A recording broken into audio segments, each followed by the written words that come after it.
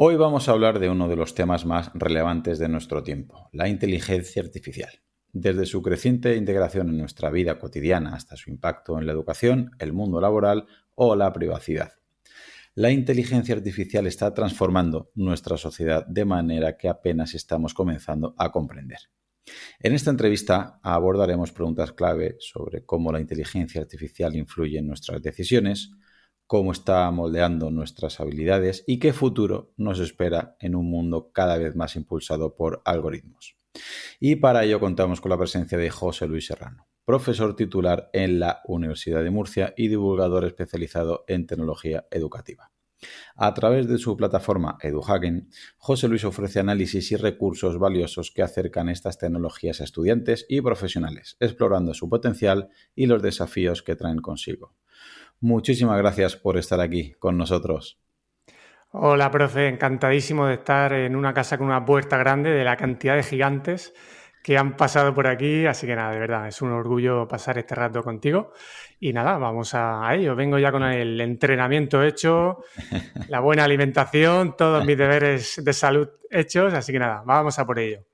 Muy bien, pues sí, la verdad es que tenía varios candidatos, ¿vale? A la hora de hacer este tipo de entrevistas, es la primera que me atrevo a hablar de inteligencia. Y es verdad que viendo tu perfil, ya obviamente no nos conocíamos, pero vamos, vemos que tienes ya bastante experiencia en esto de la inteligencia artificial, sobre todo aplicada a la enseñanza, y que eso creo que nos puede ayudar a que nos brindes una perspectiva más profunda sobre estos retos y oportunidades que plantea esta revolución tecnológica y que en alguna entrevista tuya me ha parecido escucharte algo que a mí me pasa igual, que hay mucha gente que ya controla, incluso me atrevo a decir bastante, ¿no? Y que está bastante puesta en estos temas, que hacemos cursos y demás. Y luego hay gente que no tiene ni idea y que no lo valora y que piensa que, bueno, esto es una moda que ya pasará. Así que la primera pregunta, para que aterrice todo el mundo un poquito, sería, ¿nos podrías explicar en pocas palabras? Ya sé que empezamos difícil, ¿vale? Entre profe y profe, que digamos en pocas palabras es complejo. ¿Qué es exactamente esta inteligencia artificial? Y sobre todo, ¿por qué está en el centro de tantas conversaciones hoy en día, José Luis? Bien, como no esperaba otra cosa, pues pregunta compleja, ¿no? Para empezar.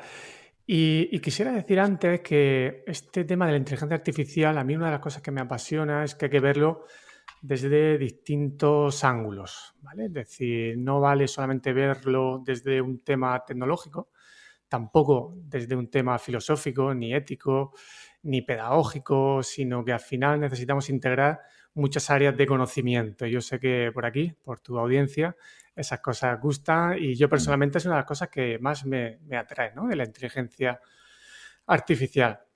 Lógicamente, con cualquier nueva innovación tecnológica, pues siempre hay un efecto confuso, ¿no? Que podemos pensar que es una moda, podemos pensar que es una nueva revolución y al final, pues siempre el paso del tiempo es el que nos dice si realmente provoca cambios profundos o no.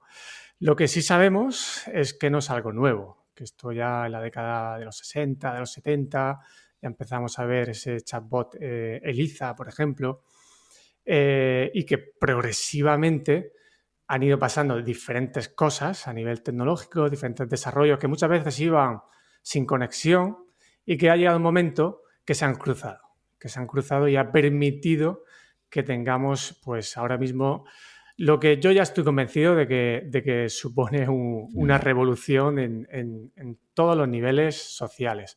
Hasta el punto, como dice Harari, que al final tenemos una tecnología que está siendo capaz de crear cultura. Y eso es algo súper novedoso, porque al final la cultura la creaba solamente el ser humano, se apoyaba en tecnología, pero ahora tenemos una tecnología que permite generar contenido basándose en nuestros propios conocimientos, pero sorprendiéndonos por esa capacidad que tiene.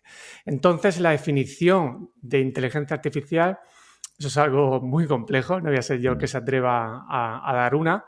Primero porque tiene, de fábrica ya tiene un problema. El concepto de inteligencia también es problemático. Es como el concepto de felicidad. Hay muchas formas de verlo. Pero para que la audiencia lo pueda encajar bien y fácilmente, básicamente estaremos hablando de una tecnología, aunque también muchas personas lo consideran un área de conocimiento, un campo de conocimiento dentro de la informática, ese quizá podría ser la forma mejor de empezar a definirlo. Pero para que se entienda bien, básicamente sería una tecnología que intenta replicar capacidades humanas, capacidades de percepción, capacidades de razonar, capacidades de crear, de planificar, de tomar decisiones, todo ese conjunto que pensábamos que solamente las podíamos hacer nosotros y que cada vez nos estamos dando cuenta de que van cayendo, ¿no? Una a una, ¿no? Y bueno, pues hay que darse cuenta de que vamos a caer en todo. Quizá ese gran paso que sigue faltando, bueno, faltan más, ¿no? Pero el gran paso es que la propia inteligencia artificial tenga metainteligencia, esa metacognición de que sabemos que pensamos, ¿vale? Eso, por el momento, no es capaz. Pero bueno, es que es cuestión de tiempo de que todas estas cosas vayan llegando. Mucha gente todavía le puede sonar incluso esta definición todavía lejana, ¿no? Sobre todo por la palabra artificial, que parece un poquito más externo a nosotros, aunque para mí sigue siendo bastante, ¿no? Al estar formada y elementada por, como ahora veremos, ¿no? Por humanos, obviamente, tiene nuestros sesgos, todo eso lo veremos poco a poco, pero para que haya gente que todavía lo tenga un poquito más en cuenta, esta inteligencia artificial está presente ya en nuestra vida diaria y hay mucha gente que a lo mejor no es consciente de ello. Bueno, no es que esté ya presente, es que lo estaba. Lo que pasa es que el concepto, fíjate si era difícil hacer una definición de inteligencia artificial, que el concepto de inteligencia artificial va cambiando según en el momento de desarrollo que esté. Ahora ya nadie piensa que cuando Netflix nos decía un sistema de recomendación, ver el siguiente capítulo según tus comportamientos, ahora nadie piensa que eso es inteligencia artificial. O el reloj que llevas ahora mismo, cuando te dice el tiempo de recuperación que necesitas hacer para completar, o sea, para iniciar el siguiente entrenamiento. Todo eso ya eran sistemas de inteligencia artificial que ahora vemos, bueno, como algo que no es inteligente, pero en aquel momento sí estaba considerado como inteligencia artificial. Entonces, ¿desde cuándo está integrada? Pues también es complicado, ¿no? Decir, pero probablemente fácilmente de los últimos 10 años, 10, 15 años, y me he quedado corto, pues ya la teníamos presente con eso, sobre todo con estos sistemas de recomendación o de reconocimiento de voz, por ejemplo, caso de Siri. Detrás hay inteligencia artificial. La gran diferencia, por decirlo de una manera muy simple, es que antes esa inteligencia artificial tomaba decisiones de un conjunto de posibilidades. A, B, C, puede pasar esto hasta la Z, pueden pasar estas cosas. Y en función de lo que pasase, de esos datos que recogía, tomaba una decisión. Ahora ya no solamente hace eso, sino que es capaz de aprender por sí misma para ver otras posibles combinaciones. Ese es el gran salto, a grosso modo, que ha pasado, ¿no? Que ahora ya es capaz de aprender. Y todo esto que, por ejemplo, comentas de Netflix o en las redes sociales, ¿no? En Instagram, en TikTok, en el propio YouTube, de las opciones que te salen, todo esto está detrás, estos famosos algoritmos, ¿no? Que mucha gente cree que nuestras decisiones diarias no influyen tanto, pero quizá de manera inconsciente sí que están influenciando en todas nuestras decisiones, en lo que hagas, en el vídeo que hagas, en el vídeo que veas, con lo cual es información que está entrando en tu cabeza que de otra manera no entraría o entraría incluso una información opuesta. Sí, además se da una paradoja, que pensamos que ahora somos muy libres, que tomamos decisiones, que somos libres sobre las cosas que queremos hacer, esa toma de decisiones y probablemente, por un lado sí, tenemos pues trabajos que nos permiten, unas comodidades que nos están permitiendo eso, pero de otro lado tenemos aspectos tecnológicos, por ejemplo, que nos están incitando a tomar decisiones sin darnos prácticamente cuenta, es decir, de manera inconsciente o preconsciente, como queramos llamarlo, y esto, el que no lo vea, es el que más está siendo influido. Es decir, que piense, no, yo veo el vídeo que quiero en cada momento. Pues tú seguramente estás siendo muy influenciado y todavía no lo sabes. Antes, hace años, por ejemplo, yo me recuerdo en Gmail, que tú buscabas unas zapatillas de correr por Google y luego entrabas a Gmail y te aparecían anuncios de zapatillas, ¿no? Entonces era como menos sutil, ¿no? Era como te dabas cuenta, ¿no? Decir, ostras, qué casualidad. Casualidad. Pero ahora estamos influidos continuamente por los mensajes que los algoritmos saben que hay más probabilidad de que nos guste y atacan, pues eso, todo tipo de sesgos para que consumamos el contenido que realmente nos va a gustar, ¿vale? Entonces, por un lado, hasta nos viene bien, ¿no? Porque dice, oye, me estás seleccionando por mí. Yo entro con el móvil a Google y cuando entro en Google, sabes tú que debajo te ponen diferentes noticias, ¿a mí qué me sale? Pues todo salud, deporte, tecnología. Y no es casualidad, son noticias que recogiendo datos de un montón de sitios, pues esos algoritmos pues entienden mi perfil, ¿no? Se dice que ahora los algoritmos nos conocen mejor que nuestras madres y nuestras abuelas. Y eso es cierto, eso es bastante cierto. Yo tengo una idea que no es mía, no son de la ley, pero es cierta. Es decir, yo creo que puedes conocer a alguien muy bien si coges su móvil, por ejemplo, y simplemente haces lo que tú estás comentando. Te metes y ves los anuncios, la información que le llegue y con una fiabilidad muy alta es lo que él ha estado buscando o lo que él cuando le sale un anuncio se ha parado, lo ha leído. Es una manera de que comentabas, ¿no? Que al final nos van conociendo y según los anuncios que te salgan significa que es donde eso lo has buscado. Así es, ¿verdad? Sí, el objetivo es captar la atención. Es lo más valioso que tenemos hoy en día, que no cuidamos mucho, que no valoramos. Atención es igual a energía, y aquí ya entraríamos en temas de salud. Y es algo que las empresas tecnológicas saben, ¿no? Entonces es una competencia brutal por captar la atención. Y eso que dices es cierto. Mira, te cuento una anécdota con un buen amigo mío. Yo no tengo TikTok y cuando empezó a salir y él lo tenía, digo, oye, enséñamelo por curiosidad, por saber de qué va esto. Claro, me empezaban a salir ciertos vídeos, ¿no? Que tú y la audiencia puede imaginar y oye, ¿y esto qué? No sé, la primera vez que me sale. Digo, no, yo no uso TikTok, pero sé perfectamente cómo funciona. Los algoritmos sé cómo funciona. Entonces, claro, en función del rastro que vamos dejando, el sistema de recomendaciones se pone en marcha y nuestra toma de decisiones casi en paralelo, ¿vale? Entonces, porque vamos clicando en aquellas cosas que confirman nuestras ideas. Esto lo has hablado muchas veces aquí en el podcast con muchos invitados, ¿no?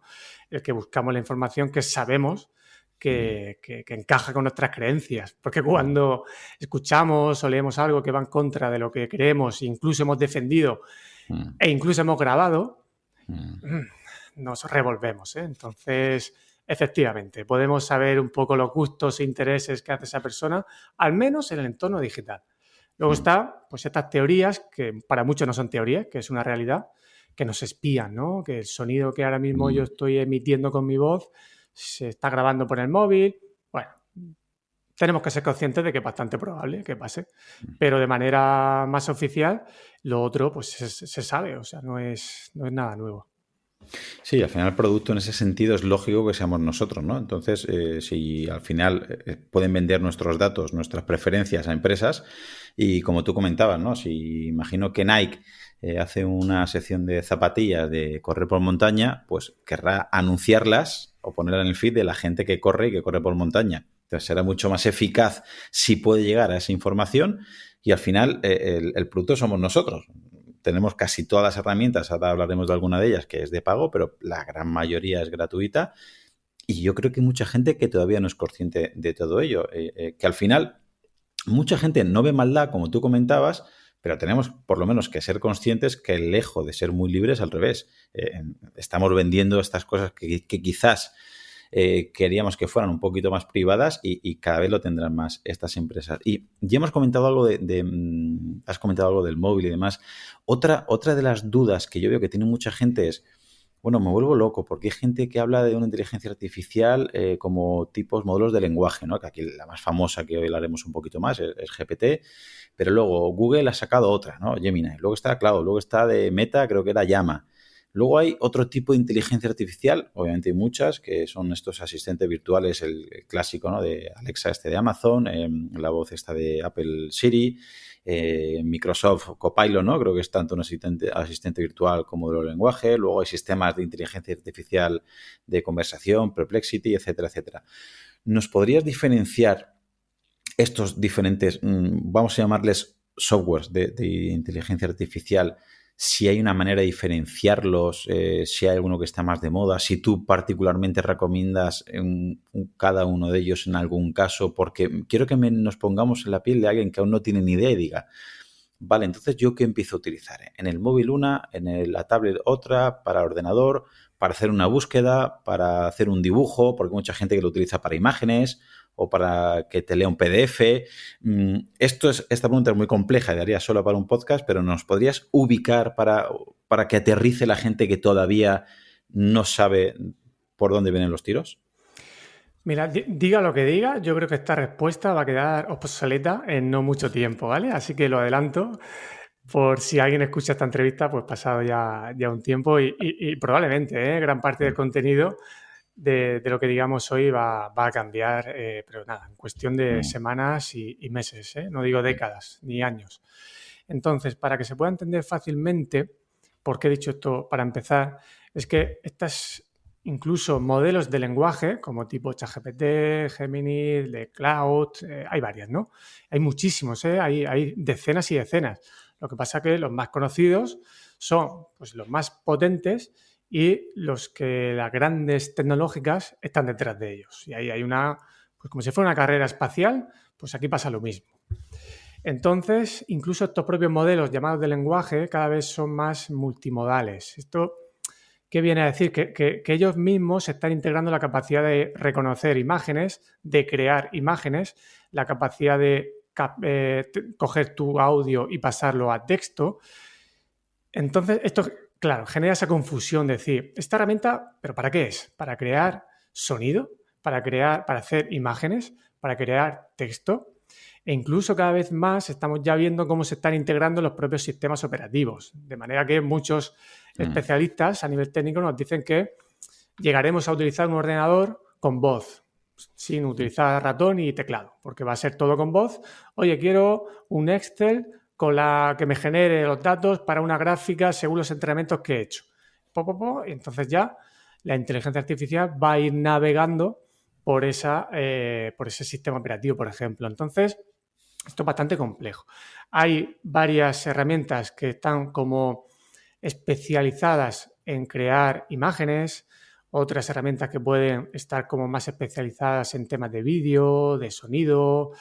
Y es cierto que se podría hacer como una especie de clasificación en ese sentido. Pero mi percepción es que cuando tú sabes utilizar una herramienta de modelo de lenguaje largo, como se llama, ¿no? Como tipo ChatGPT, ya vas a saber utilizar el resto. Porque para utilizar el resto tienes que saber conversar, tienes que saber dar las órdenes. Entonces, bueno, el mensaje sería que no volvamos locos intentando diferenciar qué tipo de herramienta es, porque al final todas se intentan especializar en hacer varias cosas diferentes. Entonces, bueno, por ahí podría ir la respuesta, intentando que no se me quede muy obsoleta. Lo que comentabas del ordenador por voz, me ha parecido leer que incluso ya hay prototipos para que dentro de un año o dos como mucho, o sea que esto no, lo que comentabas, que hay gente que a lo mejor, esto es lo típico, ¿no? En el futuro ya veremos, sino que ya están en desarrollo para que quizás en un año o dos, lo que comentabas, que podamos interactuar con el ordenador y que simplemente con tu voz dando unas órdenes pueda combinar una serie de archivos, de filas y que tú el prompt que ahora veremos, ¿no? Que le digas es que los organice alfabéticamente o por orden estadístico y que ponga unos colores y que te saque una gráfica y que te la envíe por correo. Por ahí van los tiros. ¿En tan poco tiempo crees que ya podemos estar, iba a decir disfrutando, pero claro, la gente que no esté al tanto con esta tecnología la va a sufrir más que disfrutar? Sí. A ver, yo por lo que tengo entendido, ya no sé si era Windows quienes ya estaba integrando este tipo de cosas. O sea, que no es una cosa extraña. Yo lo que pasa es que personalmente, cuando salen los nuevos anuncios de los lanzamientos de las novedades, yo esa información no la sigo. Yeah. Porque también ahí hay mucho juego de marketing, ¿vale? Claro. Entonces, muchas veces se ha ido comprobando que dicen que la nueva versión de GPT va a ser capaz de hacer esto. Y luego no sale. O luego no lo hace tan bien.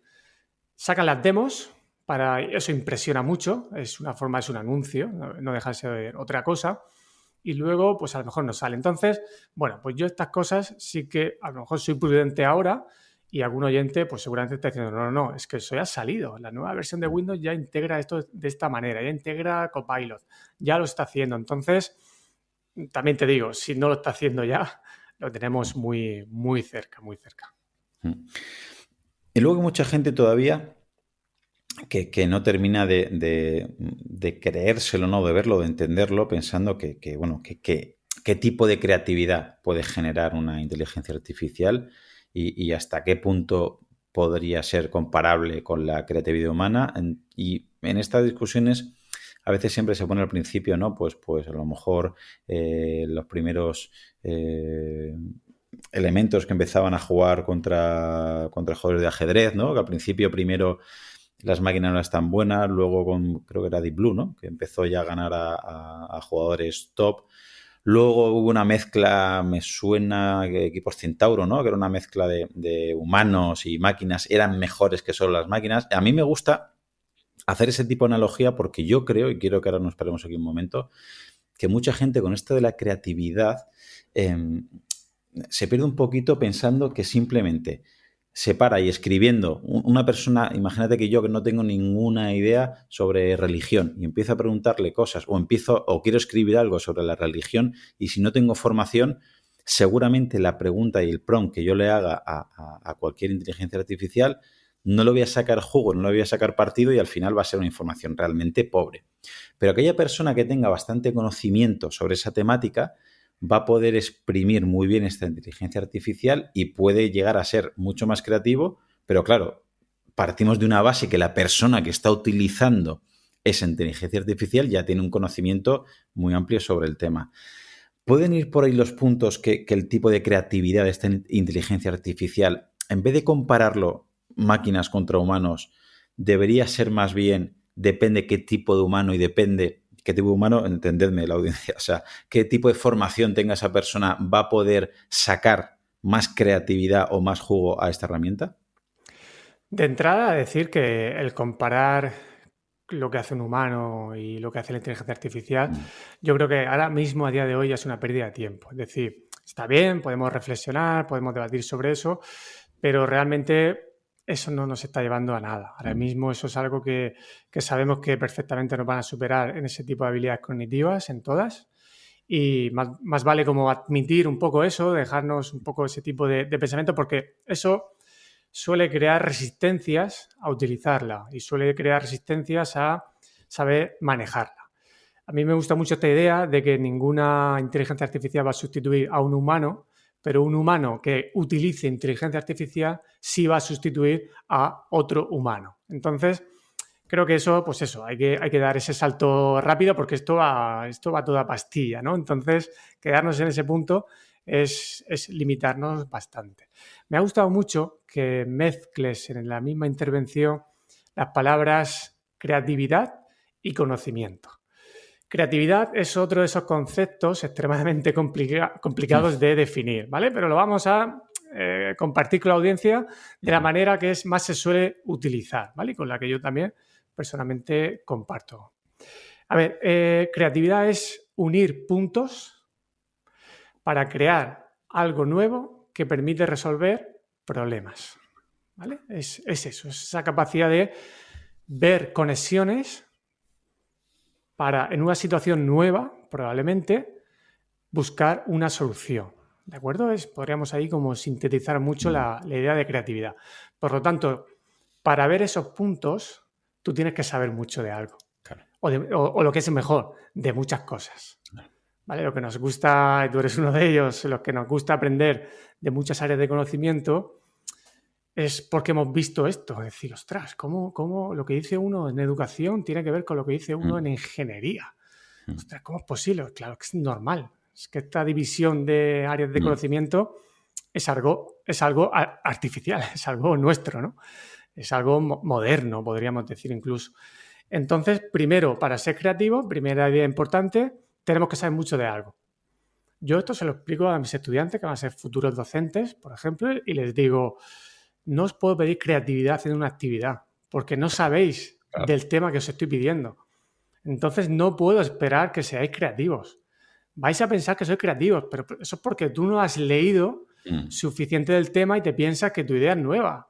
Es que lo que se dice, casi todo está inventado. Cuando uno hace una investigación, por ejemplo, o se prepara un podcast o un artículo de blog, empieza con unas ideas, se piensa que su idea es nueva y a nada que empieza a leer, pues se da cuenta que ya existe desde los estoicos, por ejemplo, ¿vale? Entonces, vincular estas dos cosas es muy importante. Si queremos ser creativos sin inteligencia artificial, tenemos que saber mucho de un tema. Y esto nos permite, como bien decías, sacar mucho más beneficio de la inteligencia artificial. Yo siempre digo que si sabes mucho de un tema, trabaja con la inteligencia artificial porque ahí vas a sacar partido.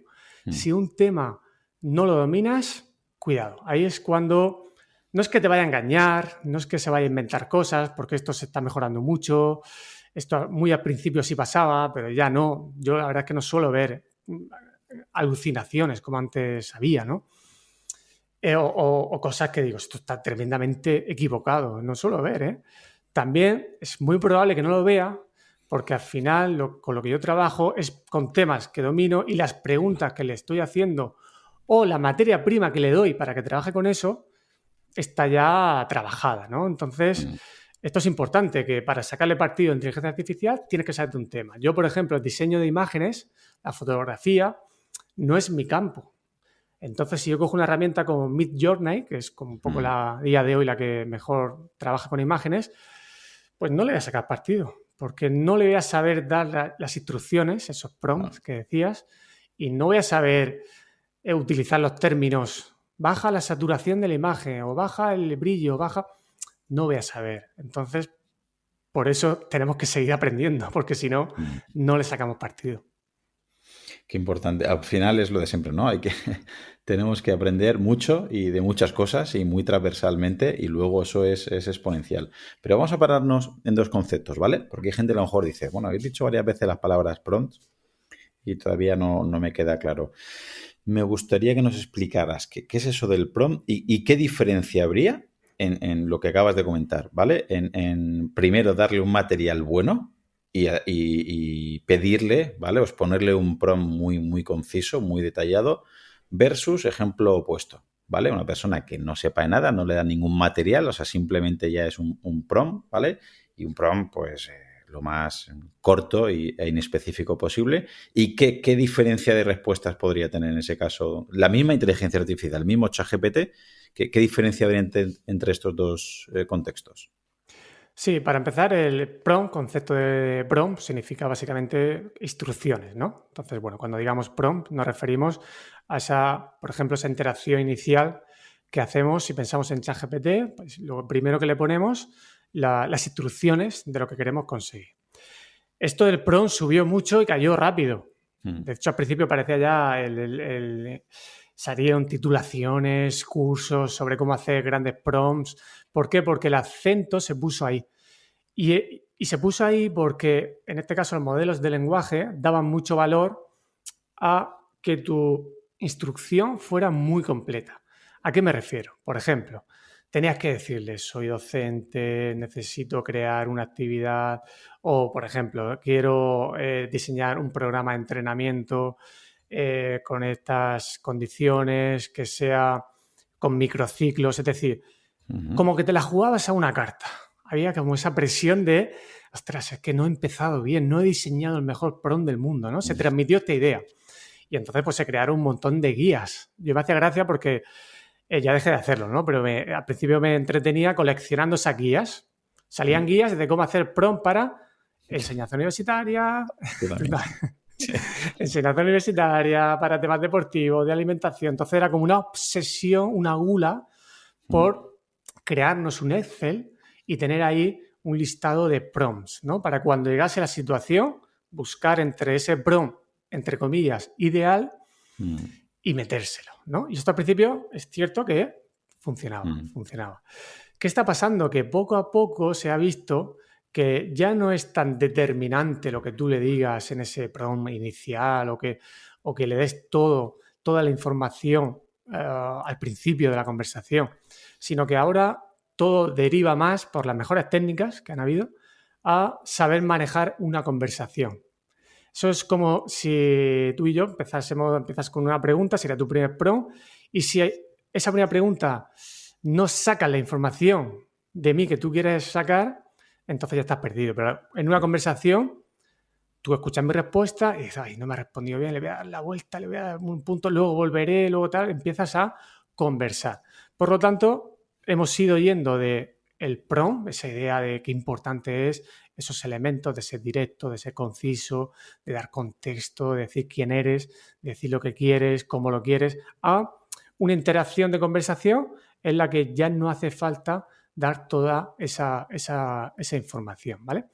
Y luego lo otro que me preguntabas, que podría ser casi una cosa también ya muy diferente, es que muchas personas decían, vale, sí, lo que me ha dicho está bien, pero es que no sé de dónde se lo ha sacado.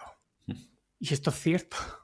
Yo no sé, si estoy equivocado en lo que voy a decir, que alguien me corrija, no hay problema, pero yo no sé a ciencia cierta, ChatGPT, de dónde saca la información. Algunos dicen que se ha bebido la Wikipedia entera, otros que los libros que están, por ejemplo, en Kindle, que los tiene todos.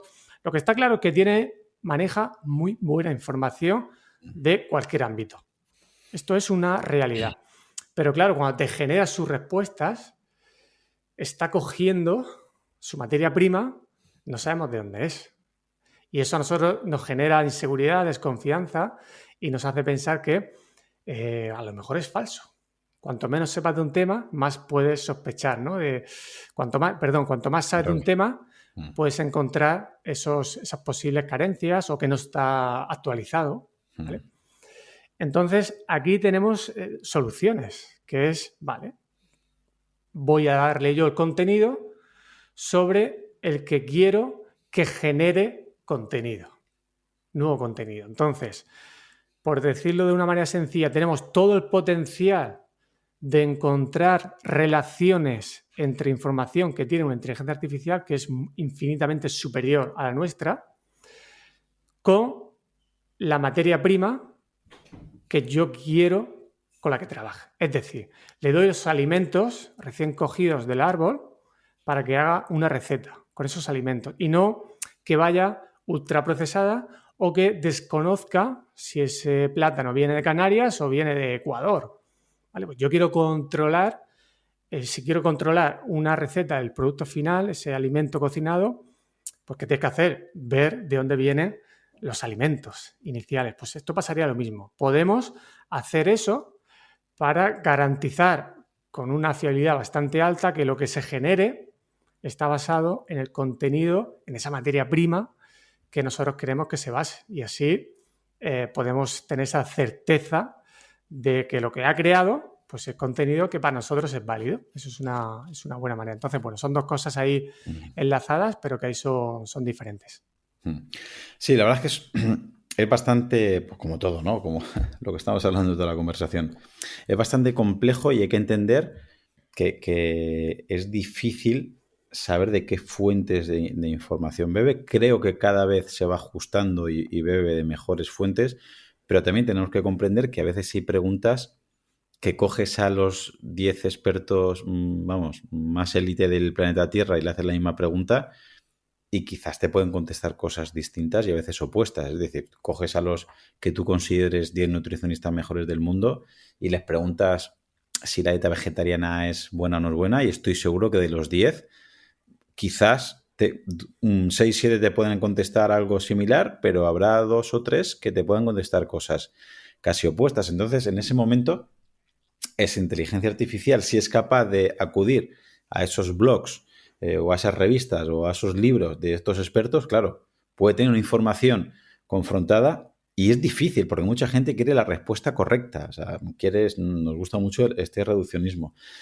Y una de las cosas que creo que GPT tiene una ventaja respecto a los otros, o por lo menos que yo conozca, es que podemos utilizar GPTs propios, ¿no? Que para que lo entienda la audiencia es que en vez de utilizar el general, Está ya en la opción de pago, creo que solamente está de pago Por todavía. ahora sí, por ahora Por sí. ahora, que en breve imagino yo que también estará.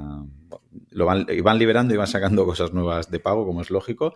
Y ese GPT privado, para que nos entiendan, yo le puedo alimentar con mi información, ¿no? Por ejemplo, yo le subo unos PDFs o para que beba esa información y yo le meto una serie de información para que cuando yo le pregunto a ese GPT en concreto que me he creado yo, beba principalmente de esa información. Este tipo de funciones, para que lo entienda bien la audiencia, ¿qué ventajas podría tener en nuestro día a día a nivel personal o profesional?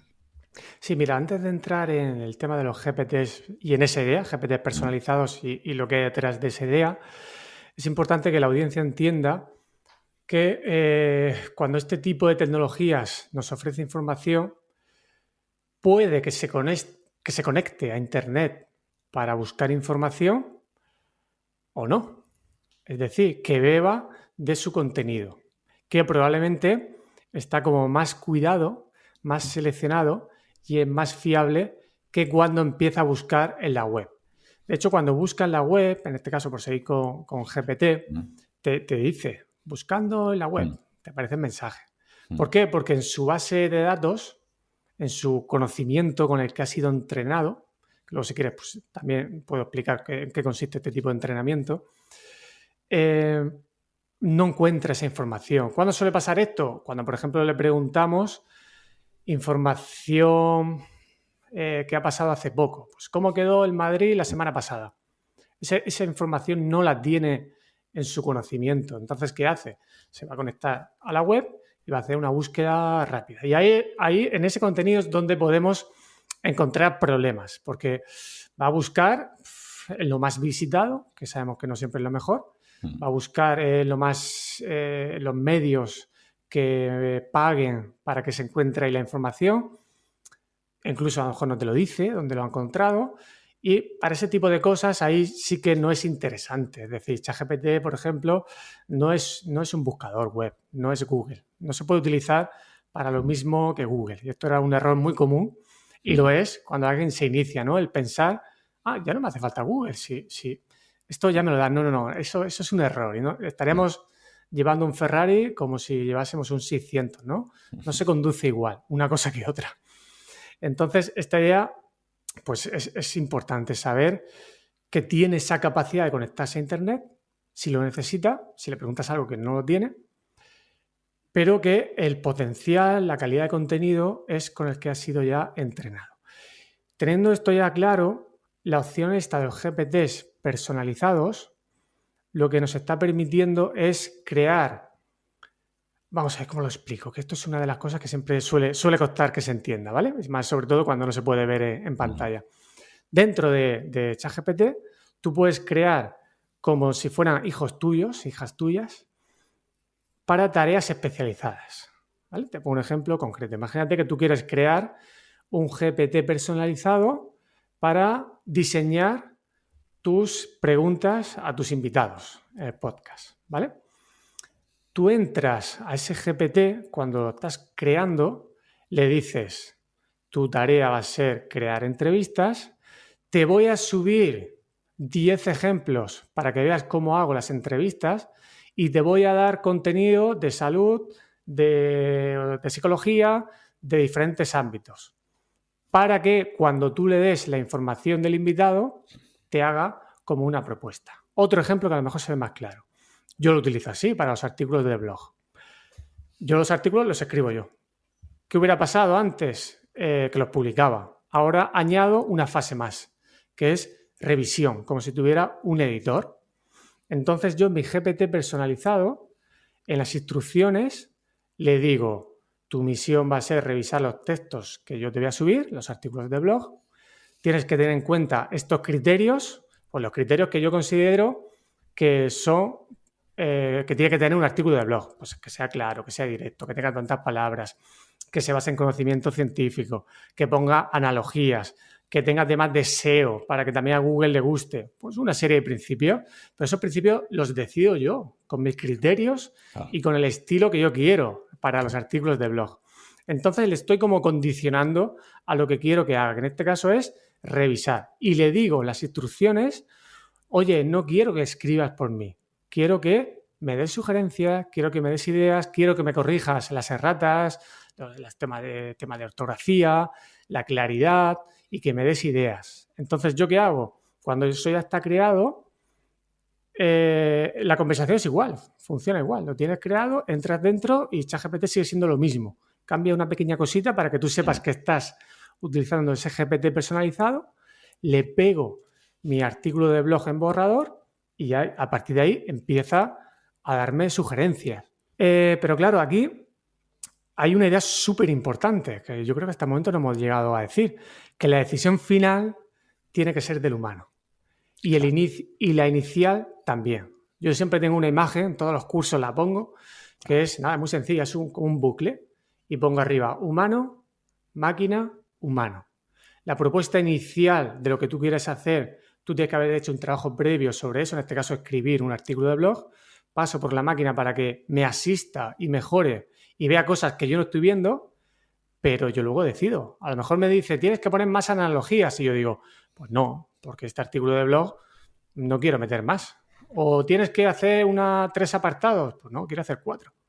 ¿Vale? La decisión final, esto es súper importante, tiene que recaer en la persona. Completamente. Es lo que te decía que precisamente hoy, ahora este año estoy en ciclos formativos, hablaba con los alumnos de esto, que ya son mayores de edad, que muchos utilizaban este año pasado y comentaban, ¿no? Te lo reconocen, que muchos trabajos los hacían con GPT, pero directamente era un trabajo sobre la mitocondria, sobre la célula, y yo les decía que alguno le había cogido el profesor, o que lo había pillado, le había preguntado, porque claro, si tú tienes un vocabulario X y haces eso, y es muy llamativo. O sea, yo creo que cuando un alumno me ha hecho un trabajo sin revisar nada, se nota mucho. Y segundo, digo, la idea es precisamente que tú lo puedes utilizar para aprender una barbaridad. O sea, tienes un profesor gratis y, vamos, un pedazo de profesor. Si tú, como tú muy bien has dicho, ese texto del blog tú lo escribes y te ayuda a que eso te pueda mejorar, pero tú lo tienes que decidir luego, tienes que hacer esa revisión final y decir, no, esto no me gusta, ni GPT, ni Copy, ni Copilot, ni leche. A mí esto no me ha gustado, yo me conozco y prefiero hacerlo así. O quizás te dice que tienes una falta de ortografía, una falta de expresión, o lo que sea, que quizás le puedes manejar. Yo también lo utilizo muy parecido a como lo haces tú, pero incluso cuando elaboro apuntes, simplemente le pongo el prompt de que haga de crítico, ¿no? Que imagínate que sea un alumno que sabe mucho el tema y que me intente sacar fallos o que me saque críticas respecto pues eso, a que tenga otra teoría que pueda también estar validada científicamente, pero que desacredite un poquito lo que estoy diciendo. Entonces, también es una manera de ver, ¿no? Ponte en la piel de una persona que no está de acuerdo con esto y que argumente de manera, o incluso ya si te vuelves más friki, que haya 3 personas y que una esté de acuerdo, que la otra esté debatiendo y la otra está en desacuerdo. Y es una manera que si se comporta como si fuera un experto, tú puedes realmente aprender una barbaridad, pero sigo pensando que hay gente que lo utiliza de la manera que te comentaba. Le pone el texto, hazme un trabajo sobre tal. Pues estoy haciendo lo mismo que José Luis Serrano, estoy haciendo lo mismo que Claudio Nieto. Y pueden entender que la diferencia es abismal, que primero no estás utilizando bien la herramienta y no te está sirviendo para aprender, que hay mucha gente que dirá, bueno, no quiero aprender, quiero aprobar mi asignatura con José Luis o con Claudio y ya está. Pero segundo, no le estás sacando partido porque realmente se ayuda de esa retroalimentación, ¿no? Entre máquina y humano, que creo que de momento me parece muy bien el sándwich que has hecho de humano, máquina, humano. Pero claro, esto puede estar claro, este GPT dice, vale, los GPTs privados, José Luis tiene un GPT privado que será para sus podcasts o para su blog, etcétera. Pero el GPT principal, el GPT general, ¿quién lo entrena? ¿Quién sube ese contenido? ¿Qué tipo de contenido es? ¿Qué nos puedes decir al respecto? Porque entendemos que también habrá sesgos. Es decir, si viéramos todo lo que hay detrás de tu GPT de EduHacking, por ejemplo, podríamos entender que tiene sesgos, obviamente, que eso los has introducido tú, ¿no? Para eso has hecho tú, si no, no tendría sentido. Pero este GPT general han sido humanos los que lo han entrenado, con lo cual entendemos que también puede haber sesgos. Puede haber, no, hay sesgos detrás de todo esto. Sí, hace un rato dijiste que los profesores nos equivocamos, que las personas nos equivocamos y que no podemos tampoco exigirle a la inteligencia artificial que ahora sea perfecta en todo, cuando ni nosotros mismos nos ponemos de acuerdo. Y eso es una idea muy interesante, porque al final el contenido sobre el que está generando nuevo contenido es creado por los humanos. Pero también hay que decir que ella misma ya genera su propio contenido. Es decir, está siendo capaz de crear ya cosas por su cuenta. Entonces alguien puede decir, ostras, pues ya no nos necesita. Bueno, eso es un buen debate, ¿eh? Es un buen debate que podríamos tener y es difícil de opinar con criterio de verdad, ¿vale? Antes de responder a esa pregunta que me hacías, has dicho hay varias cosas interesantes. El terreno en el sistema educativo es un terreno complicadísimo, lo tenemos fastidiado porque cuando un estudiante entiende que una asignatura se convierte en algo que es un obstáculo para hacer lo que le apetece, claro, una valla, pues estamos fastidiados, porque va a utilizar todas las estrategias que estén a su alcance para superar la asignatura sin aprender. Y eso es un reto bastante gordo. Y lo que decías es cierto, un trabajo, una programación para una oposición o lo que sea, es que yo lo veo. Yo enseguida lo veo. Digo, esto va por ahí. Lo que pasa es que no lo podemos demostrar. Claro. Entonces, eso es otro debate también. Y aquí también, enlazándolo con los ChatGPTs que he personalizado, que no quería que se me olvidase esto, tú incluso puedes crear, tú como entrenador, puedes crear un GPT personalizado para resolver dudas frecuentes a tus pupilos. Ese GPT personalizado, la URL se la puedes compartir a ellos y ellos pueden interactuar con una especie de clon de Claudio Nieto, siempre y cuando tú le hayas dado el contenido adecuado con lo que tú piensas, con el artículo de blog, lo que te decía. ¿Yo cómo le digo a GPT que tiene que corregirme? Pues con las ideas que yo aprendí leyendo un libro de Pinker, de Steven Pinker, que tiene uno sobre escritura, y con cosas que voy leyendo de un montón de sitios, y entonces le digo, para mí una buena escritura es esta. Le tienes que decir esa información. Y ya retomando la pregunta que me hacías, yo no sé esa información, de ese contenido y quiénes los entrenan, se supone que son expertos, eso es una información que suele estar como un poco missing, ¿no? Un poco perdida. Ahí no sé si es una cuestión también de estrategia empresarial, de secreto profesional, no sabría decir, o lo que yo sospecho mucho es que se esté cogiendo información que se están saltando los derechos de propiedad intelectual, que es bastante probable. Hay muchos divulgadores que se están quejando de eso, ¿no? Es decir, es que estarán bebiendo de tu podcast para generar ese contenido y tú no ves nada sobre eso, ¿no? Es decir, y ellos sí están haciendo su negocio. Entonces, ahí tenemos muchas cosas por resolver. Europa aquí a la cabeza con la legislación, pues sigue con su trabajo de legislación. Bueno, ya sabes lo que se dice, ¿no? Que en Estados Unidos se innova, en Asia se copia y que en Europa pues legislamos, ¿no? Bueno, las tres cosas son importantes. Así que, bueno, es información que yo personalmente la desconozco y creo que hay, pues eso, muchas hipótesis y una parte oscura de realmente qué información se está utilizando y qué personas lo están entrenando, ¿no? Como que hay detrás de todo eso, creo que hay un poco de falta de transparencia.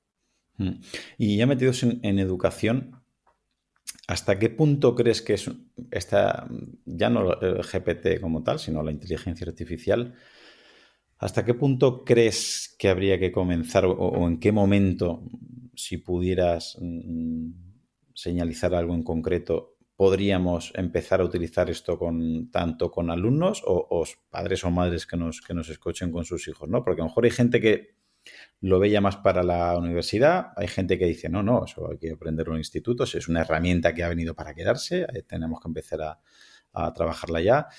Hay gente que el instituto va de primero la ESO de 12 años a bachillerato, 17, 18, es una horquilla muy grande. También hay gente que aboga incluso por primaria, ¿no? Que antes de los 12 años, que conforme ya cojan un móvil, como ya ese móvil va a tener inteligencia artificial detrás. Son temas complicados, son temas complejos, pero ¿te atreverías a poner alguna franja etaria, algún momento o algún tipo de inteligencia artificial que crees que no deberíamos adelantarnos a ese momento porque puede ser más contraproducente, como por ejemplo, pues, sin ir más lejos, la tecnología nos ayuda una barbaridad, pero hasta hace muy poquito se pensaba que en vez de utilizar un libro en papel era mejor las tablets y los libros digitales.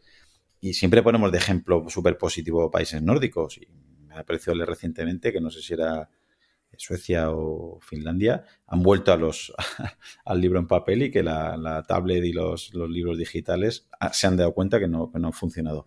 ¿Cuál es tu idea a este respecto, José Luis?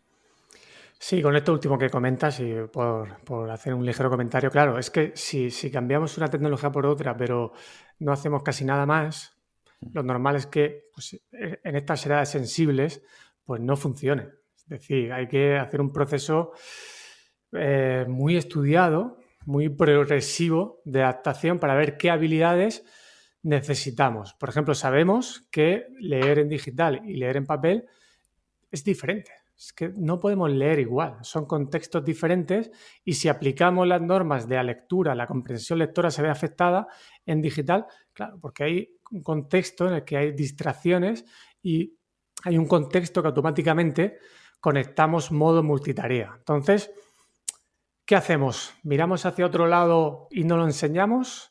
¿Y lo aprenden ellos por su cuenta? Esto como las discotecas. Hasta los 16 o los 14 años, no me acuerdo por dónde estaba. No sé, creo que eran 16, ¿no? 16 años. 16. 16 creo que era. O 18. No puede, es que hace ya tanto de eso. Es que hacemos, pues eso me pasa a mí, que ya lo veo lejos.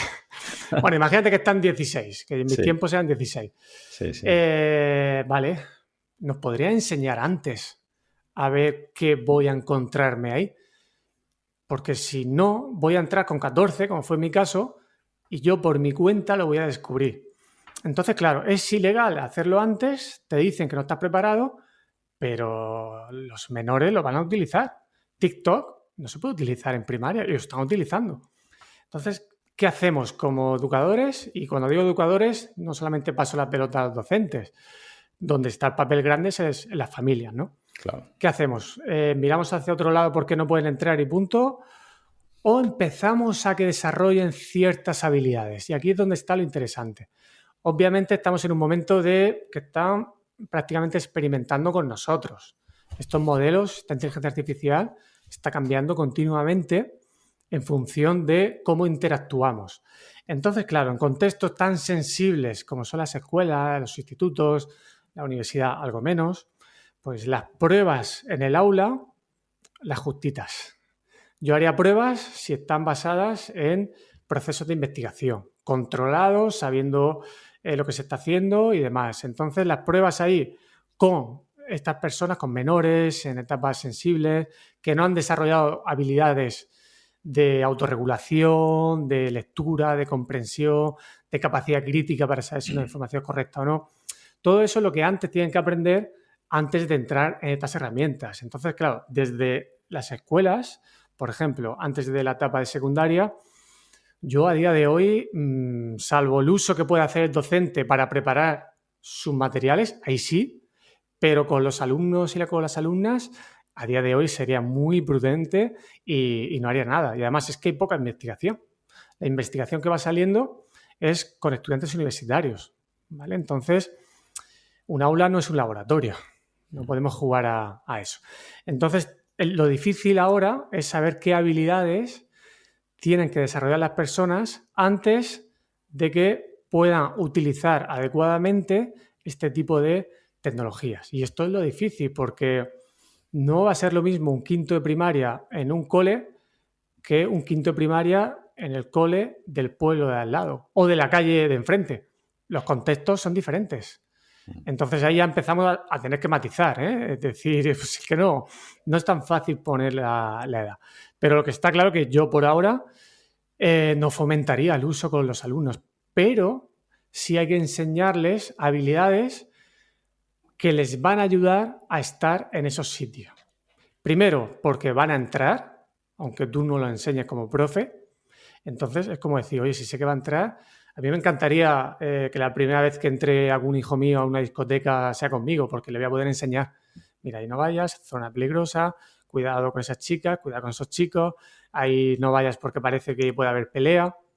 Sería mucho mejor que esa primera entrada fuera guiada y acompañada, ¿vale?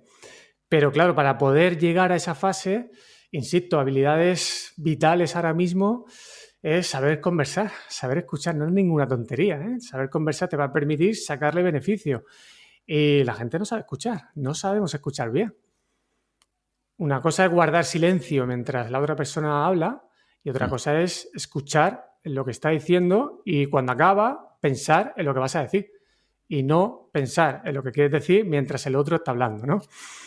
Entonces, este tipo de habilidades van a dar mucho juego para cuando luego empieces a interactuar con una inteligencia artificial, ¿vale? De la capacidad de ser crítico con la información. Eso es que está siendo ya urgente. De saber que esta inteligencia artificial puede generar contenido falso, vídeos falsos. Decía, ahora mismo pueden coger un vídeo tuyo, este vídeo, y que hablemos en otro idioma. Sí. Eso está ya, eso se puede hacer. Y que diga otra cosa que no estamos diciendo y que empiecen a correr pequeños vídeos por WhatsApp. Mira lo que ha hecho José Luis y Claudio en su podcast y que sea falso y que sea con nuestro tono de voz. Todo calcado. Entonces hay que enseñarles ese tipo de cosas. Oye, el primero que te llegue, no lo compartas porque a lo mejor es falso. Y ahí, pues todo esto dificulta mucho el proceso de integración de este tipo de tecnologías que además cambian tan rápido, Claudio, que la investigación que sale ya obsoleta. Nosotros en tecnología educativa siempre decimos que la palabra tecnología camina mucho más rápido que la palabra educativa, pero que la investigación educativa todavía va mucho más retrasada. Entonces, es una, como por así decirlo, no una pelea, pero sí es una batalla, tampoco es la palabra adecuada, pero bueno, es una relación que es desigual. No podemos seguir ese mismo ritmo y esto lo hace difícil. Yo seré prudente, pero sí que esas habilidades blandas, que no sé por qué las llamamos blandas porque son bien duras, esa capacidad de creatividad, resolver problemas, saber conversar, saber discernir la información fiable de la no fiable, eso es urgente y eso se puede enseñar desde muy pequeñitos en infantil perfectamente. Entonces, por ahora, y siendo muy cauto, no dando una respuesta a tu pregunta, lo que me centraría más es en analizar más a las habilidades y los buenos hábitos que tenemos que hacer con la tecnología y con la IA, la inteligencia artificial en concreto, y por ahora tener paciencia con el uso de la tecnología con menores. Me ha encantado tu respuesta y sobre todo enfatizar lo de las fake news, ¿no? También creo que juegan con la impulsividad de mucha gente, obviamente, y con los menores mucho más, ¿no? Llega cualquier información y lo primero que quieren es compartirla, pues para crear la risa, la burla, el odio, para fomentar cada uno, depende, ¿no? De la noticia que sea. Y qué importante siempre que puedan. Dos cosas muy importantes que has dicho es que sepan escuchar, ¿no? Que muchas veces estás tú con tu respuesta en la cabeza diciendo, vale, cuando José Luis se calle, le voy a soltar esto. Me da igual lo que me argumente porque ya en mi cabeza ya estoy con la respuesta. Y lo de compartir información falsa, que creo que siempre es importante. Pero hoy en día, con las herramientas que hay con esta inteligencia artificial, lo que comentabas, porque si simplemente cogen ahora mismo tu vídeo y el mío y nos ponen a hablar en otro idioma, bueno, no dejaría casi de ser anecdótico. Pero si ahora mismo empiezan con tu tono de voz, cuando tú abres la boca a decir palabras extremistas a favor del holocausto o lo que sea, pues claro, eso si no se comprueba te puede generar a ti una serie de problemas, pero no es consciente la persona que está reenviando esta información que está siendo partícipe de esta problemática y que al final se puede ver involucrado. Y yo creo que es súper importante que los alumnos entiendan esto. Y voy a saltar de tema, pero creo que es un paralelismo. Estuvo hace un par de episodios aquí Pablo Malo hablando sobre la moralidad y de hecho he tenido comentarios precisamente bastante extremistas al respecto de gente que... Lo leí, lo terminé de escuchar ayer y vi algunos de esos comentarios. Estuve a esto de responder, ¿eh? No hace falta, te lo agradezco.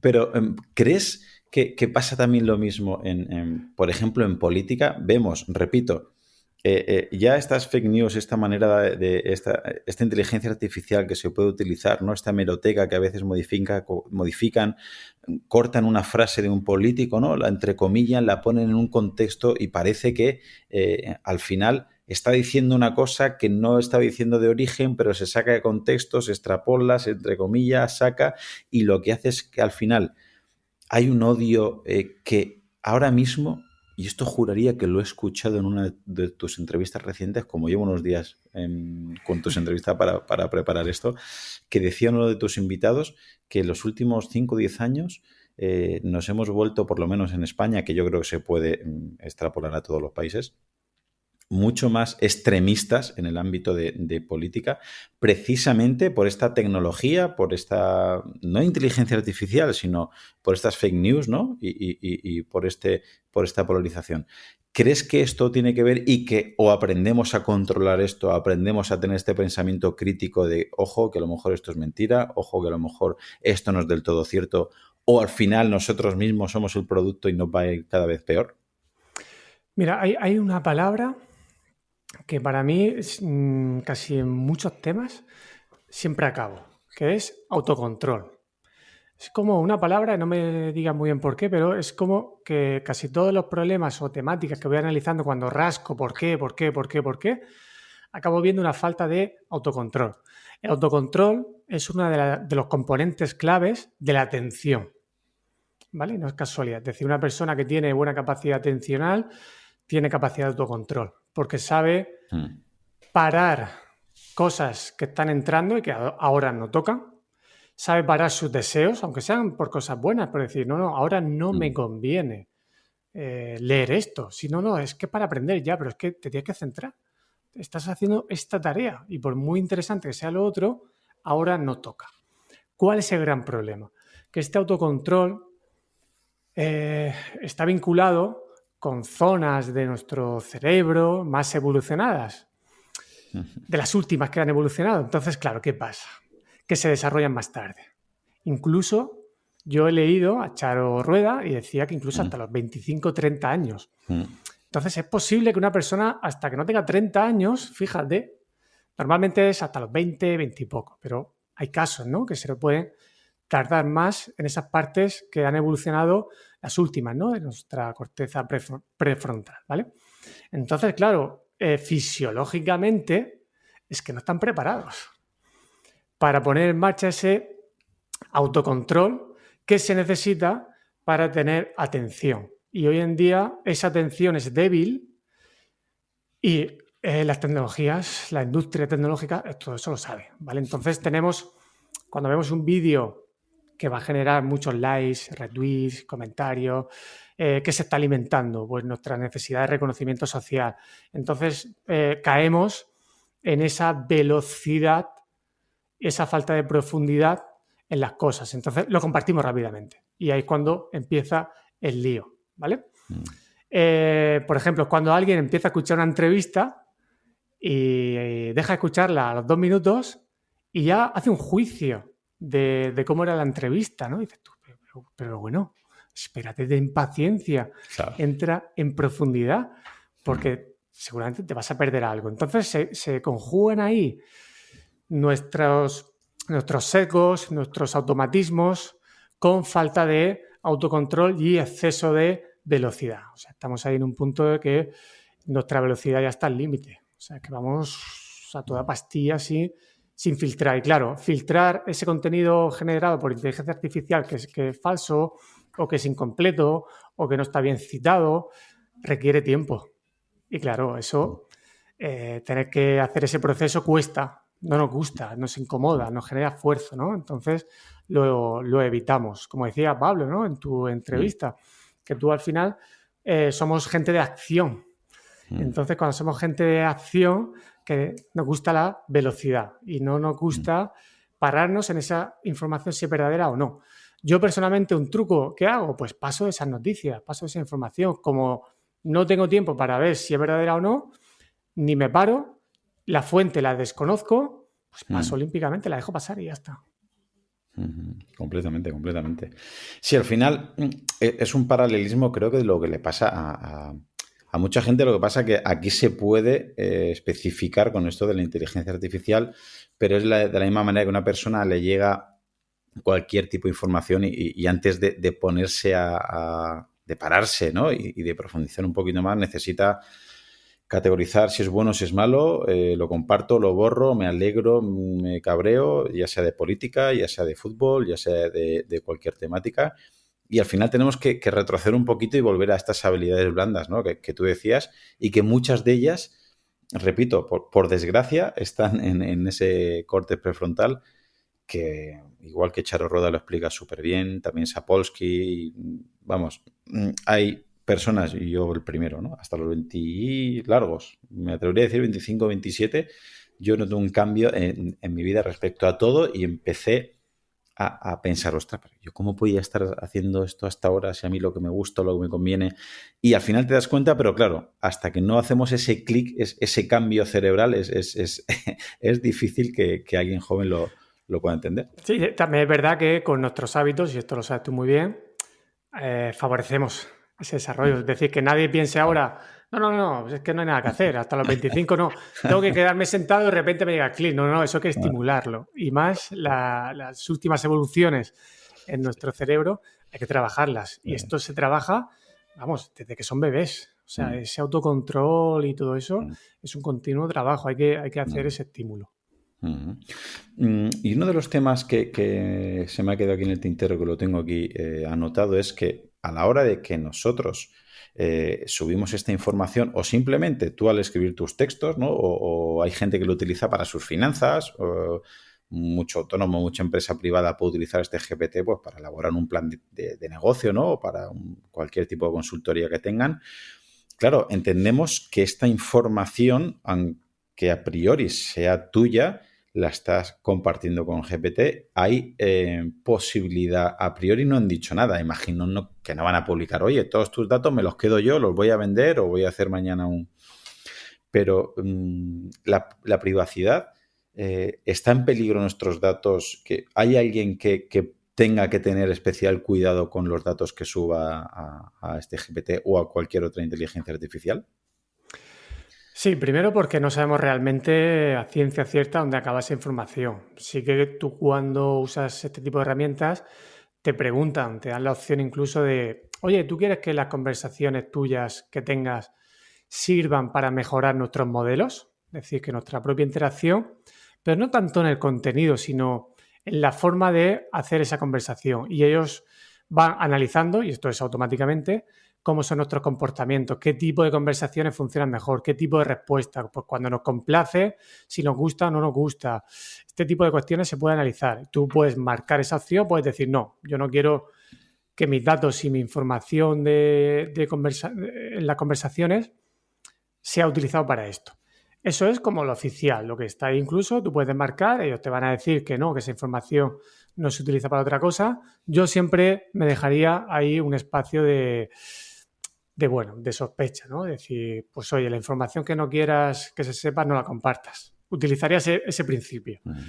Pero también a nivel de legislación tenemos que tener en cuenta ciertas cosas. Es decir, no podemos poner los nombres de los estudiantes, los DNIs, no podemos poner, yo al menos no pondría mi número de cuenta, datos sensibles. ¿Qué son datos sensibles?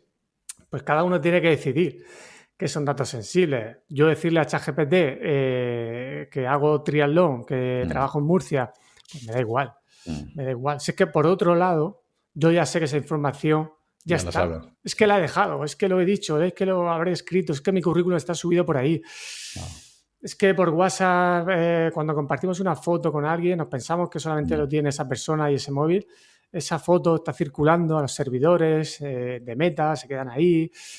Entonces, por otro lado, pues uno tiene que ver hasta qué punto quiere vender privacidad para comprar funcionalidad, ¿vale? Entonces, sabiendo que cuando no son tus datos y son datos de menores, sabiendo por lo menos eso es el mínimo que tenemos que saber, pues esa información que no podemos poner. Luego, en los contextos académicos, por ejemplo, en las revistas científicas, un revisor, cuando revisa un artículo que ha escrito otra persona, no puede utilizar inteligencia artificial porque está subiendo el conocimiento de un autor sin su consentimiento a un sitio, ¿vale? Entonces, la información que sea nuestra, pues ahí ya tomamos decisiones, pero cuando no sea nuestra, por ejemplo, coger un libro pirata y subirlo a GPT y trabajar con él. Es que estás haciendo jaque mate. O sea, te lo descargas pirata, pero es que luego lo subes a otro sitio. Entonces, Completo. hay normativas con esto y son muy complejas. Al final se van legislando continuamente. Pero yo creo que si aplicásemos una especie de sentido común, que cada vez es menos común ese sentido, sería más fácil, sería más sencillo. Esta pregunta sí que es imposible que me la contestes, pero bueno, así te la lanzo. ¿Qué podemos esperar de la inteligencia artificial dentro de, ya no en un mes o dos que estamos hablando que esto ya está obsoleto, o en un año o dos que hemos comentado que ya habrá ordenadores, ¿no? Que simplemente con comando de voz pueden hacer todo y pueden hacer prácticamente, un trabajo a la velocidad de la luz y brutal, sino dentro de 5 o de 10 años? ¿Tú cómo te iba a decir qué crees, pero directamente te digo qué te imaginas, ¿no? Porque no, creo que no alcanza tanto nuestro conocimiento actualmente. Venga, va, me lanzo a ver que si somos muy imaginativos o no y acertamos algo. En 5 o 10 años saco este podcast y lo escuchamos. A ver, creo que va a haber una brecha muy grande, creo que ya la hay, entre gente que la estamos utilizando y la gente que no la utiliza y que piensa que esto no es gran cosa y que no me hace falta porque mi trabajo no me va a hacer falta y que, bueno, me puedo hacer los trabajos de universidad ChatGPT y ya está, no me esfuerzo por utilizarlo bien. Aquí hay una metáfora, me encanta, de Mariano Sigma y Bilinkis, del libro Artificiales, es muy buena, que habla del sedentarismo cognitivo, ¿vale? Este sedentarismo cognitivo es el que, como la IA lo puede hacer por mí, pues que lo haga. Y yo pues no aprendo lo que tengo que aprender. Esto en el corto plazo, que es algo que se lleva mucho, el cortoplacismo, ¿no? Te va a dar el resultado, vas a aprobar la asignatura, pero tú no estás desarrollando las habilidades. Entonces, yo no quiero que la IA me escriba los artículos de blog, que lo hace más rápido, que lo hace mejor, me da igual. Es que yo escribo los artículos de blog para organizar mis ideas, pensar mejor, recordar mejor esa información, ¿vale? Entonces, cuando hacemos ese esfuerzo, es cuando estamos desarrollando esas habilidades. Entonces, las personas que vean esto como un atajo para quitarse en medio los retos del día a día sin aprender nada en ese proceso, creo que se van a ir quedando atrás, incluso aunque la utilicen, porque al final tendrán una entrevista de trabajo, tendrán que demostrar lo que saben hacer y al final se va a ver que son unos impostores aunque tengan un título universitario, ¿vale? Entonces ahí va a haber ya una diferencia y no te digo nada con el grupo de personas que directamente ni lo están probando. O sea, es que va a haber unas diferencias ahí muy grandes. Por ejemplo, en la investigación tenemos herramientas como Consensus, SciSpace, tenemos un montón de herramientas que nos permiten hacer muchas cosas, analizar datos. Tú puedes coger un paper, una clásica tabla de datos de estadísticos que no entiendes, le haces una captura a pantalla, se la pones a ChatGPT, por ejemplo, y le dices, dime qué resultados hay aquí. Te lo analiza, te lo explica, te dice qué análisis de datos ha hecho. Tú le puedes preguntar, ¿está bien hecho el análisis de datos? Te dice que sí, pero los autores podrían haber hecho una nova, podrían haber hecho este otro estadístico. Todo eso tú aprendes con ChatGPT de todas esas preguntas. Y también cuando contrastas las conclusiones del artículo con lo que te ha hecho ChatGPT con una simple captura a pantalla de una tabla de estadísticos, pues eso impresiona y te permite incluso leer más artículos. Pero esto significa que ChatGPT, Consensus, este tipo de herramientas te hagan el trabajo de leer los artículos. No. Tú tienes que seguir entrando en los artículos y ver cosas que te hace decidir si ese artículo es bueno o no. Entonces, este tipo de habilidades es lo que va a hacer que se cree una brecha bastante grande. Gente que busque el atajo y gente que no, que entienda que esto es algo que te asiste, pero que tú necesitas seguir aprendiendo. La otra metáfora que utilizan los autores que he mencionado es la bicicleta. La bicicleta es un buen ejemplo de tecnología que te permite llegar más lejos sin perder el esfuerzo. Pues esa es la idea, utilizar la IA sin tú dejar de perder el esfuerzo. En el momento que tu uso de IA sea solamente el atajo, la rapidez, termino esto rápido y tú no desarrollas habilidades, pues tienes que ser consciente de que lo estás haciendo mal. La otra cuestión, yo a nivel tecnológico, es que no me atrevo a hacer ninguna predicción porque yo sigo sin entender cómo hemos llegado a este punto. O sea, me cuesta entender cómo se ha desarrollado todo esto. Entonces, a nivel tecnológico, de verdad que no me atrevo a hacer ninguna predicción. Lo que sí estoy convencido es que nos van a superar en todas las habilidades, son mucho más rápidas que nosotros ya, ven las relaciones entre cosas de una manera mucho más rápido, a nivel de hacer predicciones lo hace mucho más rápido, a nivel creativo lo hace. Es decir, pues la metacognición esta de la que hablábamos, esa superinteligencia, algunos dicen que llegará, otros que no llegará. En cualquier caso, yo creo que sí van a ir cayendo una a una. Y no es que vayan cayendo nuestras habilidades, sino que no las van a mejorar por muchísimo, por muchísimo. Y bueno, pues a nivel de donde creo que va a costar mucho es en el campo, ahí va a haber campos que son más complejos de trabajar, el campo educativo. Creo que, por ejemplo, va a haber profesiones que están muy bien protegidas y una de ellas, según dicen los especialistas, somos los docentes. Hay profesiones en las que el contexto es tan variable, la parte emocional tiene tanto peso, es tan difícil predecir. La inteligencia artificial es muy buena haciendo predicciones, pero a nivel emocional hay algo que todavía no es capaz de hacer. Y yo creo que, ¿sabes por qué? Porque nosotros mismos sabemos cómo funciona nuestro cerebro al 100%. Entonces, claro, la IA tampoco lo puede saber, porque trabaja con nuestro conocimiento. Entonces, creo que este desconocimiento que tenemos de nosotros mismos, en cierta manera, también nos puede diferenciar en este tipo de cosas. Entonces, bueno, que muchísimas profesiones van a cambiar radicalmente, que van a surgir nuevas, que va a haber a nivel de profesiones cambios muy, muy bruscos ahí, si no está pasando ya. Y bueno, pues eso es lo que me atrevo a decir. No es muy arriesgado, ¿eh? Al final son cosas que estamos viendo, ¿no? Quería acertar, ¿eh? Ha sido segurata ahí. Pero bueno, comparto completamente contigo y hay muchas cosas que no sabemos, con lo cual tenemos que ir viendo cómo evoluciona, pero sí que lo que sabemos hoy en día es que creo que merece la pena que la gente empiece a ponerse las pilas, más que nada porque te ayuda mucho, o sea, ya no porque queramos que vaya a quitarle el puesto de trabajo a nadie ni vayamos a hacer magia con ello, no, sino porque en tu día a día yo lo uso muchísimo y lo digo siempre, lo digo en mis clases y en mis cursos y me facilita muchísimo el trabajo que hago y lo utilizo con conceptos como haces tú a la hora de revisar cosas, a la hora que me ayude con textos, con resúmenes, con muchas a nivel de trabajo en el instituto, a nivel de trabajo en el podcast, asesorando atletas, con papers que salen, que te ayuda a hacer resúmenes y una vez, por ejemplo, un artículo bastante largo o incluso un vídeo de YouTube, puedes coger la transcripción. Oye, mira, este vídeo habla de estas cosas. Sí, comenta mucho, cuenta poco. ¿En qué punto lo comenta? Ah, y si tú ves que te interesa, veo el vídeo.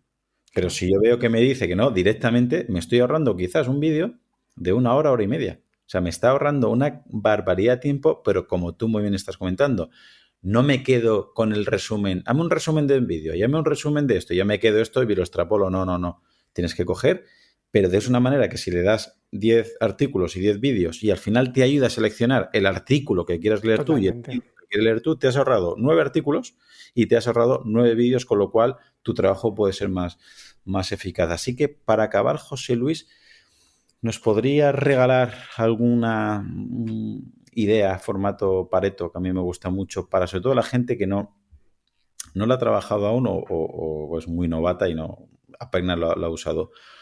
¿Cómo le recomendarías tú que empezara a prepararse esta persona para los cambios que creemos que va a traer esta inteligencia artificial? ¿Cómo podrían empezar a utilizarlo? Que sean autodidactas, que toquen varios software, como hemos comentado, un poquito de Copilot, de Gemini, de GPT, móvil, ordenador, que hagan algún curso, que lean. ¿Cuál sería tu recomendación básica para iniciarse en todo esto?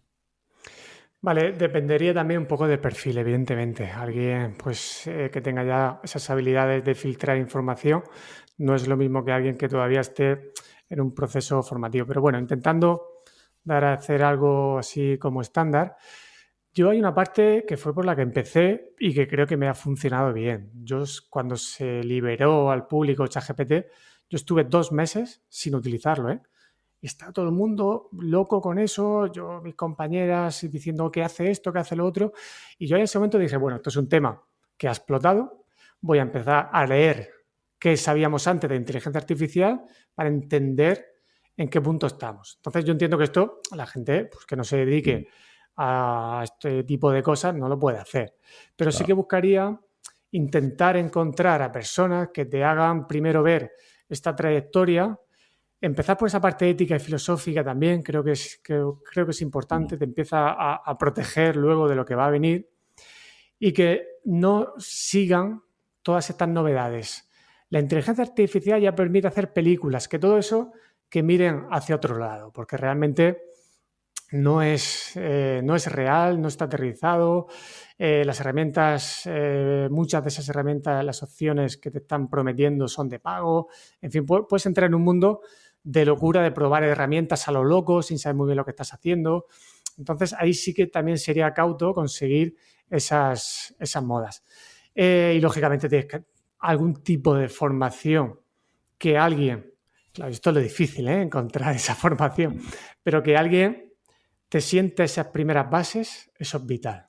Eso es vital, que te enseñe a quitarle, que se te quite el miedo, si lo tienes, o que se te quite la fascinación. Tenemos que tener curiosidad y precaución, pasar en esos momentos, ¿vale? Pero yo sí que creo que algún tipo de formación, pues tienes que acabar haciendo, porque si no te vas a volver loco. ¿Qué herramientas pruebo? Copilot, ChatGPT, ¿cuál es mejor? Gemini. Si es que van cambiando. Ahora mismo GPT parece que lleva ventaja, pero tampoco hay que casarse con una herramienta. Claro. Si tú desarrollas las habilidades de llevar un coche, te cambian la marca, te cambia incluso si es diésel o gasolina o híbrido o lo que sea, pero tú sabes llevar el coche. Entonces me preocuparía más por la inteligencia natural que por la inteligencia artificial. Completamente.